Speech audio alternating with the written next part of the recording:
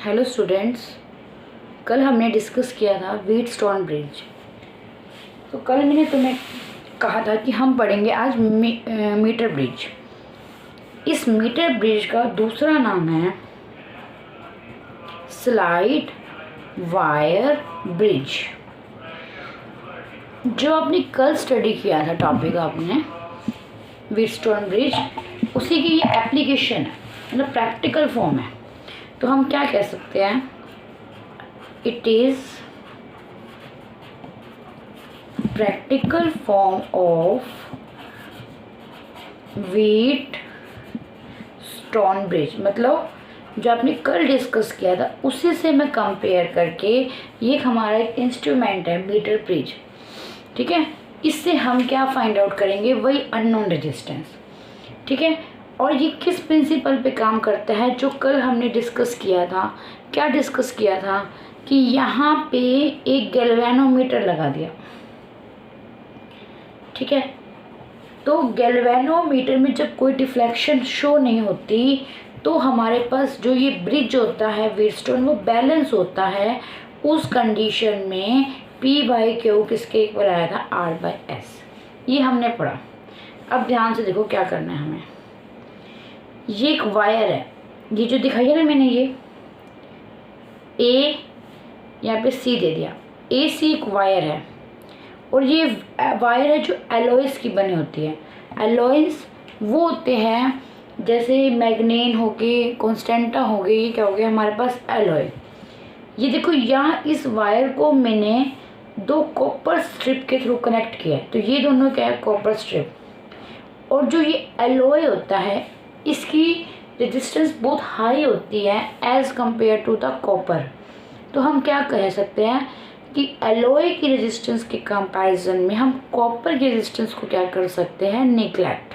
तो जब हम कैलकुलेशंस करेंगे, we will ignore the resistance of copper, we will take only the resistance of the alloy in the setup. Clear. आर एक हमारे पास क्या है, रेजिस्टेंस बॉक्स, ठीक है। आर क्या बेटा, एक रेजिस्टेंस बॉक्स, ठीक है, जो हमने इस दो कॉपर स्ट्रिप के बीच में फिक्स कर दिया है। एक हमारे पास है एस, अननोन रेजिस्टेंस, जिसकी हमें क्या निकालनी है, वैल्यू। क्लियर। सेम डिट्टो वही चीज़। क्या करना है, गैल्वेनोमीटर को आपने किससे कनेक्ट किया है, जोकी से। इस जोकी को आपने अलग अलग पॉइंट्स पे टच करना है और वो पॉइंट निकालना है जिसमें गैल्वेनोमीटर डिफ्लेक्शन को शो ना करे। That is known as the null deflection method. Clear. तो वर्किंग क्या है, देखो, ये एक सेल है, ये की है, ये AC एक एलॉय की वायर है, ये दो कॉपर स्ट्रिप है, ये एक रेजिस्टेंस बॉक्स है, ये एक अननोन रेजिस्टेंस है। इस कॉपर स्ट्रिप से गैल्वेनोमीटर है और ये क्या है, जॉकी है, ठीक है। अब इसको देखो, मैं कंपेयर करती हूँ व्हीटस्टोन ब्रिज से। कल हमने ऐसे एक व्हीटस्टोन ब्रिज बनाया था, यहाँ पे हमारे पास एक रेजिस्टेंस बॉक्स था और यहाँ पे हमारे पास एक अननोन रेजिस्टेंस, याद हो आपको, PQRS। और इस पॉइंट के बीच में एक गैल्वेनोमीटर था। इसको मैंने A पॉइंट दिया था, एक B पॉइंट, C पॉइंट और D पॉइंट। क्लियर।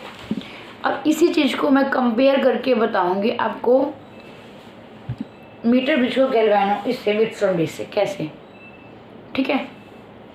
हमने एक ऐसा पॉइंट निकाला जो कि को अलग अलग पार्ट्स में मूव करके जिस पॉइंट पे galvanometer does not show any deflection कर दिया, ठीक है। अब ध्यान से मेरी बात सुनो। एक रेजिस्टेंस है, ठीक है, यहाँ पे रेजिस्टेंस है, यहाँ पे कुछ वायर की, ठीक है। वायर कैसी है हमारे पास, एलॉयस की। कैसी है, एलॉयस की। और जो ये वायर है वो कितनी मीटर लंबी है, 1 मीटर। इसके नीचे एक स्केल लगा होता है, उस स्केल को हम बोलते हैं मीटर स्केल। क्या बोलते हैं, मीटर स्केल। ये 1 मीटर लंबी वायर है, इसलिए इसका नाम क्या है, मीटर ब्रिज या स्लाइड वायर ब्रिज। क्या नाम है बेटा, मीटर ब्रिज या slide wire bridge. 1 metre wire है तो कितनी है, सेंटीमीटर, हम कह सकते हैं 100 सेंटीमीटर। आपने क्या किया, जोकी को अलग अलग पॉइंट पे टच किया, एक ऐसा पॉइंट आया, मान लो इस पॉइंट को दे दिया मैंने C, जिस पे गैल्वेनोमीटर ने कोई भी डिफ्लेक्शन को शो नहीं किया, ठीक है। तो यहाँ पे मान लो ये जो लेंथ है वो कितनी है L, तो ये बची हुई लेंथ कितनी होगी 100 माइनस L, सेंटीमीटर ले ली मैंने, ठीक है। स्केल लगा हुआ है 1 मीटर का, तो हम कह सकते हैं 100 सेंटीमीटर। अगर C पॉइंट ऐसा पॉइंट आया है जहाँ पे गैल्वेनोमीटर ने कोई डिफ्लेक्शन नहीं शो करी, तो हम क्या कह सकते हैं, इस A और C के बीच में रेजिस्टेंस कितनी है। देखो रेजिस्टेंस होती क्या है, R rho L by A, क्या होती है R रो L बाय में A, clear, R rho L by A।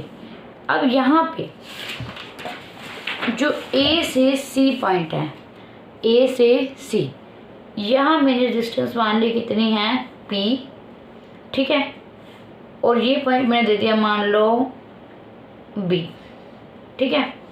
C से B के बीच में रेजिस्टेंस कितनी है Q, कितनी रेजिस्टेंस है Q, क्लियर।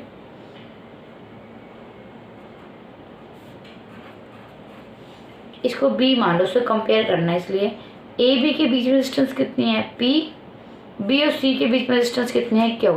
अगर मैंने इस वायर की रेजिस्टेंस लिखनी है तो क्या लिखूंगी मैं, P मान ली, तो R की जगह आपका क्या आएगा P। सेम एलॉय की वायर है तो रो सेम, लेंथ कितनी आई L, हर साइड यूनिफॉर्म एरिया है, तो क्या हो जाएगा A। अब हमें लिखनी है B और C के बीच में रेजिस्टेंस मैंने कितनी मानी है Q, तो मैं क्या लिख दूँ Q रो। अब L कितना है इस केस में 100 माइनस L अपॉन A। आगे ये जो क्वेश्चन, अब ध्यान से देखो, ये पॉइंट A है, ये B है, ये C है, इस पॉइंट को मैं नाम दे देती हूँ D, क्लियर। A और B के बीच में रेजिस्टेंस कितनी मानी P, B और C के बीच में रेजिस्टेंस कितनी है Q। तो देखो यहाँ पे भी A और B के बीच में रेजिस्टेंस कितनी थी B, B से C रेजिस्टेंस कितनी थी Q, C और D में रेजिस्टेंस कितनी है S, C और D के बीच में रेजिस्टेंस कितनी है S, C और D के बीच में रेजिस्टेंस कितनी है S, क्लियर।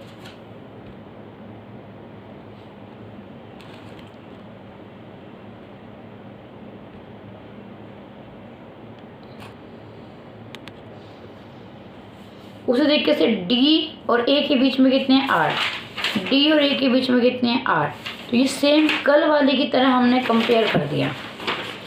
और B और D के बीच में एक गैल्वेनोमीटर था, यहाँ भी B और D के बीच में एक क्या है गैल्वेनोमीटर। तो मतलब क्या, ये सेम उसी प्रिंसिपल पे क्या कर रहा है काम, सेम उसी प्रिंसिपल पे क्या कर रहा है काम, जिसमें गैल्वेनोमीटर ने डिफ्लेक्शन शो नहीं करी। तो इसलिए हम क्या कह सकते हैं, ये कौन सी कंडीशन को सेटिस्फाई कर रहा है,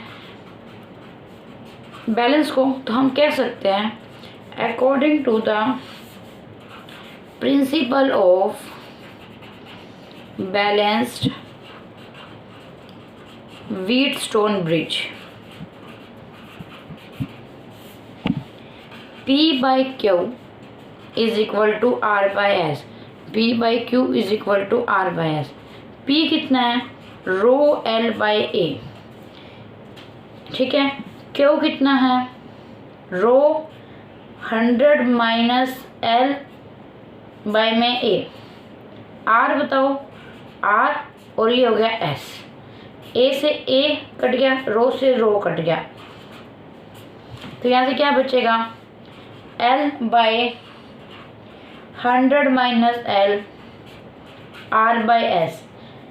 हम इस स्केल से लेंथ माप लेंगे और 100 माइनस L माप लेंगे।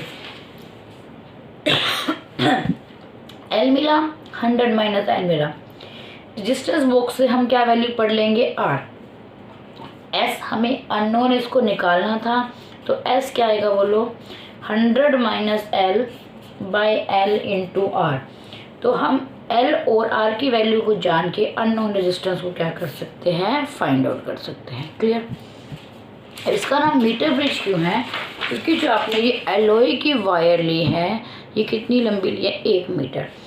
ये एलॉय है, ये कॉपर स्ट्रिप है। एलॉय का रेजिस्टेंस काफ़ी हाई होता है as compare to copper.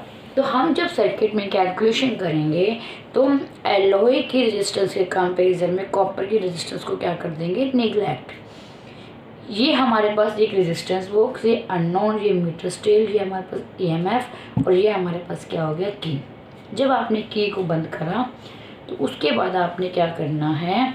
Resistance box से ऐसी वैल्यू लेके आनी है जिससे इस गैल्वेनोमीटर में डिफ्लेक्शन शो ना हो। तो ये क्या हो जाएगा? नल डिफ्लेक्शन मेथड हो जाएगा। उस कंडीशन में ये बैलेंस हो जाएगा ब्रिज, और हम क्या करेंगे? P/Q किसके इक्वल हो जाएगा? R/S। तो हमने सपोज बी पॉइंट एक ऐसा पॉइंट आया जिस पे गैल्वेनोमीटर ने डिफ्लेक्शन शो नहीं करी, इसके रेजिस्टेंस मैंने P मान ली, इस और इस पॉइंट के बीच में रेजिस्टेंस क्या मान ली? Q। फिर मैंने इसको व्हीटस्टोन ब्रिज से कंपेयर करके क्या लिख दिया? P/Q is equal to R/S। क्या लिख दिया? P/Q is equal to R/S। अब हमारे पास एक टॉपिक है ये पोटेंशियोमीटर। पोटेंशियोमीटर पढ़ने से पहले हम कुछ टर्म्स पढ़ेंगे। ईएमएफ क्या होता है? इंटरनल रेजिस्टेंस क्या होता है? टर्मिनल पोटेंशियल डिफरेंस क्या होता है? तुम्हें याद तो सिर्फ 3 स्टेटमेंट करनी है, पर उन 3 स्टेटमेंट को याद करने से पहले हम आपको एक बेसिक टर्म समझाएंगे। उस बेसिक टर्म के बेसिस पे ही अगला 10 मिनट का हमारा सिर्फ टॉपिक रहेगा। क्लियर? तो बहुत ध्यान से सुनना, ठीक है? अब मैं सबसे पहले बात करती हूँ सेल। सबने सुना सेल क्या होता है? सेल क्या होता है? 2 इलेक्ट्रोड से बना होता है। एक इलेक्ट्रोड पॉजिटिव होती है, एक इलेक्ट्रोड क्या होती है? नेगेटिव। बड़े वाले टर्मिनल को आप बोलते हो प्लस, छोटे वाली लेंथ वाले वर्टिकल टर्मिनल को क्या बोलते हो? नेगेटिव। सेल ये होता है। सेल क्या होता है?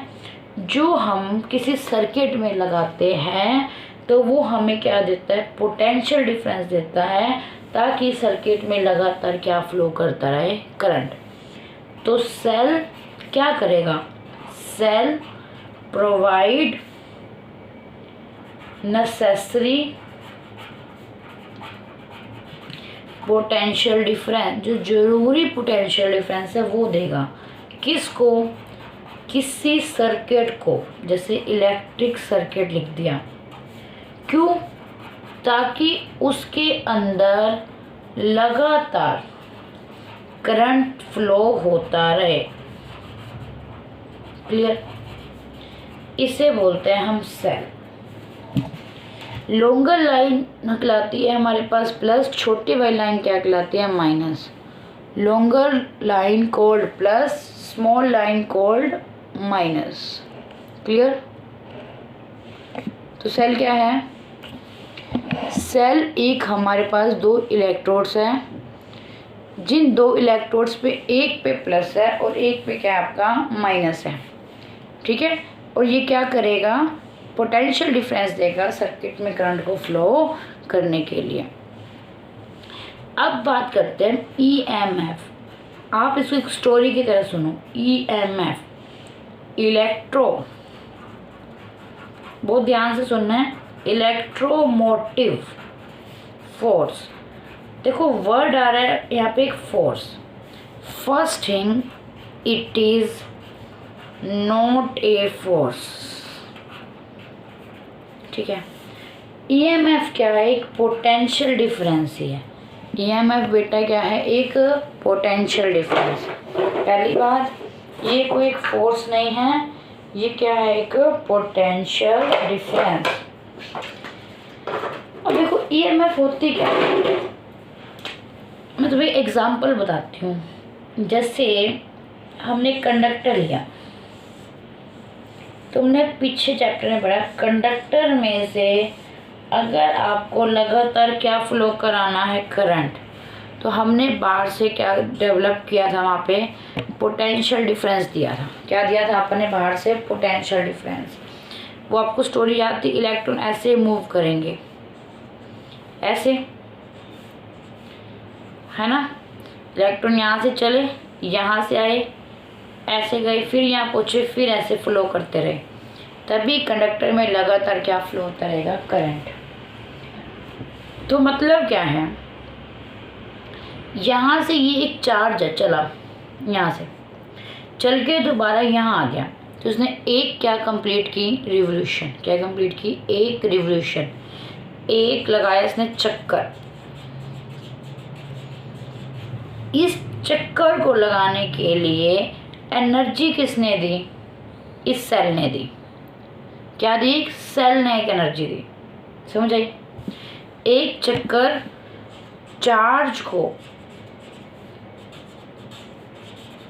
पूरा करने में जो एनर्जी मिली वो किसने दी, सेल ने दी। ये बात समझ आई। अब ये सेल क्या काम कर रहा है, एनर्जी दे रहा है। क्या दे रहा है, एनर्जी। किसको, चार्ज को। क्या करवाने के लिए, एक कंप्लीट रिवोल्यूशन कराने के लिए। इतनी बात समझ आ गई। अब क्वेश्चन आते हैं, इस सेल के पास ऐसा क्या है, इस बैटरी के पास ऐसा क्या है, इसको क्या मिली, एनर्जी। ठीक है, कि इसके पास एनर्जी कहाँ से आई, कि इसने इसको क्या दे दिया, इलेक्ट्रॉन का एक चक्कर लगवा दिया। ठीक है, तो वो एनर्जी कहाँ से आई, आप ये ध्यान से सुना। तुम देखो, ये जो बैटरी है ना, इसको आपने क्या बोला, सोर्स ऑफ ईएमएफ। क्या बोला, सोर्स ऑफ ईएमएफ। तो सोर्स ऑफ ईएमएफ क्या कह सकते हैं, सेल ने, इस सेल ने जो काम किया, इस चार्ज को यहाँ से यहाँ पूरा लाने के लिए, चक्कर लगवाने के लिए, एक उसे क्या बोलते हैं, ईएमएफ। क्या बोलते हैं, ईएमएफ। ईएमएफ की आपको बुक्स में 2-3 डेफिनेशन मिलेगी। एक डेफिनेशन जो मैंने अभी एक्सप्लेन किया उसके अकॉर्डिंग क्या है, एनर्जी स्पेंट बाय या गिवन बाय सेल, किसको, चार्ज को। वो चार्ज मैंने क्या मान लिया, यूनिट पॉजिटिव चार्ज। ठीक है, to make it, to complete the electric circuit. मतलब वही बात है, इसको एक चक्कर लगाने में जो एनर्जी है वो किसने प्रोवाइड करी, सेल ने। उसको क्या बोलते हैं, ईएमएफ। अब क्वेश्चन राइज आता है कि सेल के पास ये एनर्जी आई कहाँ से। हमारे पास कुछ एसिड्स होते हैं जैसे HCl, H2SO4, HONO3। एसिड क्या करते हैं, जब वाटर में घुलते हैं, वाटर में जब हम एसिड को डालते हैं तो ये जो एसिड होते हैं वो टूट जाते हैं आयंस में। क्लियर, जैसे HCl H+Cl negative, H+Cl negative, H2SO4 H++S4 negative. तो एसिड की ये प्रॉपर्टी होती है। आपने कंटेनर लिया, उस कंटेनर में आपने ये सॉल्यूशन डाल दिया, acidic. Solution means, acidic means कि वाटर के अंदर एसिड को डिसॉल्व करके डाल दिया। तो यहाँ पे H++ भी है, S4 नेगेटिव भी है, H2SO4 भी आ गया। अब यहाँ पे तुम ना 2 इलेक्ट्रोड्स लेके आए। पहली इलेक्ट्रोड है जिंक। मैंने क्या कहा, आपने कहा सेल ने क्या काम किया, इलेक्ट्रॉन नहीं दिया, सेल ने इलेक्ट्रॉन को एनर्जी दी कि वो अपना चक्कर को क्या कर सके, पूरा। अब क्वेश्चन अराइज होता है कि उस सेल के पास वो एनर्जी कहाँ से आई, उस चीज़ को हम यहाँ एक्सप्लेन कर रहे हैं। उसके लिए मैंने एसिडिक लिया। एसिडिक मीन्स पानी के अंदर एसिड को डिसॉल्व कर दिया तो वो आयंस में हो गया, डिवाइड हो गया। अब एक जिंक ली यहाँ पे इलेक्ट्रोड, किसकी इलेक्ट्रोड ली, एक जिंक की। अब जिंक की क्या प्रॉपर्टी है, ये इलेक्ट्रॉन्स को क्या कर सकता है, लॉस।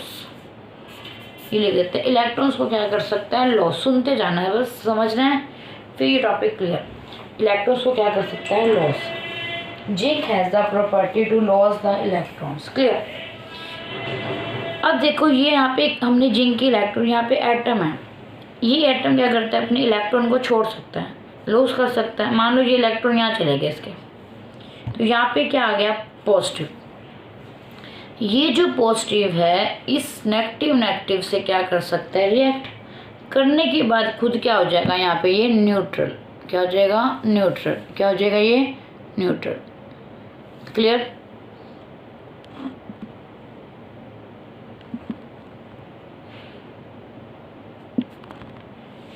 क्लियर, ठीक है। क्या कहा मैंने, इस जिंक के पास क्या प्रॉपर्टी है, इलेक्ट्रॉन्स को लॉस करने की। इसने एटम के, इसने इलेक्ट्रॉन को लॉस किया, इलेक्ट्रॉन मान लो ऊपर चले गए, तो ये वाले आयंस है इसके साथ रिएक्ट करके इसको क्या कर देंगे, न्यूट्रल। इस तरीके से ये प्रोसेस होता रहेगा। यहाँ पे नेगेटिव नेगेटिव क्या होता जाएगा, एक इलेक्ट्रोड पे इकट्ठा। अब यहाँ पे तुमने एक दूसरी इलेक्ट्रोड लाए, वो मान लो कौन से की है, कॉपर की। किसकी है वो, कॉपर की। जब आप इसके पास कॉपर की इलेक्ट्रोड लाए, अब ये आयन है ना H वाला, ये H कहते हैं भाई मेरे को 2 इलेक्ट्रॉन दे दे, मैं हाइड्रोजन भर के उड़ना चाहता हूँ। तो जो ये कॉपर है अपने 2 इलेक्ट्रॉन इस हाइड्रोजन को दे देगी, और हाइड्रोजन के 2 इलेक्ट्रॉन मिल गए से, और ये खुद अब क्या बनेगा, हाइड्रोजन गैस बन के उड़ जाएगा। जब इस कॉपर की इलेक्ट्रोड ने इलेक्ट्रॉन को दे दिया, तो इस पे क्या काम आएगा, प्लस प्लस। क्या स्टार्ट हो जाएगा, प्लस प्लस। इस तरीके से इलेक्ट्रोड की एक प्लेट पे नेगेटिव आना स्टार्ट हो गया, इलेक्ट्रोड की एक प्लेट पे क्या आना स्टार्ट हो गया, पॉजिटिव। इस तरीके से ये प्रोसेस चलता रहेगा। कब तक चलेगा, अब देखा जाए तो प्लस आ गया एक जगह, एक क्या आ गया, माइनस। प्लस से माइनस बच्चे क्या क्रिएट हो गया, इलेक्ट्रिक फील्ड। क्या क्रिएट हो गया, इलेक्ट्रिक फील्ड। ये आयन इस साइड क्यों गया, क्योंकि यहाँ पे क्या इकट्ठा हो रहा था, पॉजिटिव पॉजिटिव। ये पॉजिटिव इसको क्या मारा था, धक्का। तो यहाँ पे कौन सा फोर्स लगा था, केमिकल। केमिकल फोर्स की वजह से आयन कहाँ जा रहा था, इस साइड। अब एक टाइम ऐसा क्रिएट हो गया कि इलेक्ट्रिक फील्ड क्रिएट हो गया। इलेक्ट्रिक फील्ड इस हाइड्रोजन आयन पे फोर्स कैसे लगा रहा है, ऐसे। तो अब ये बेचारा हाइड्रोजन इस कॉपर के साथ रिएक्ट नहीं कर पाएगा और हाइड्रोजन गैस की फॉर्म में नहीं उड़ पड़ेगा। तो इस तरीके से एक टाइम आएगा कि यहाँ पे जो ये प्लस और माइनस इकट्ठे हो रहे हैं वो इकट्ठे होने बंद हो जाएंगे। क्लियर। जब ये ऐसा प्रोसेस हो जाएगा तब इस 2 इलेक्ट्रोड पे मैक्सिमम पोटेंशियल डिफरेंस क्रिएट हो जाएगा। क्या क्रिएट हो जाएगा, मैक्सिमम। इसी को बेटा कुछ नहीं EMF बोलते हैं। क्या बोलते हैं, EMF। जब सेल की एक इलेक्ट्रोड पे प्लस और दूसरी इलेक्ट्रोड पे नेगेटिव इकट्ठा हो जाएगा, इस मैक्सिमम पोटेंशियल डिफरेंस को ही हम क्या बोलते हैं, EMF ऑफ द सेल। क्या बोलते हैं, EM ऑफ द सेल। क्या बोलते हैं, EMF ऑफ द सेल। अब इस सर्किट में से कोई भी करंट फ्लो नहीं कर रहा, इस सर्किट में से कोई भी करंट फ्लो नहीं कर रखा। तो EMF की आप एक डेफिनेशन पढ़ोगे जब आप बुक्स खोलोगे, पोटेंशियल डिफरेंस, एक पे प्लस है एक पे माइनस है। So there is a potential difference between the terminals of cell, जब सेल से कोई भी करंट को हम ले नहीं रहे। अब एग्जाम्पल के तौर पे जैसे मार्केट से जो सेल लाते हो उस पर 10 वोल्ट 100 वोल्ट 50 वोल्ट लिखा है, तो जो वो वोल्ट उस पर लिखा है ना वो क्या है, उसकी EMF। क्या है बेटा, वो EMF। तो EMF क्या है, फोर्स नहीं है, ये पोटेंशियल डिफरेंस है। तो इसकी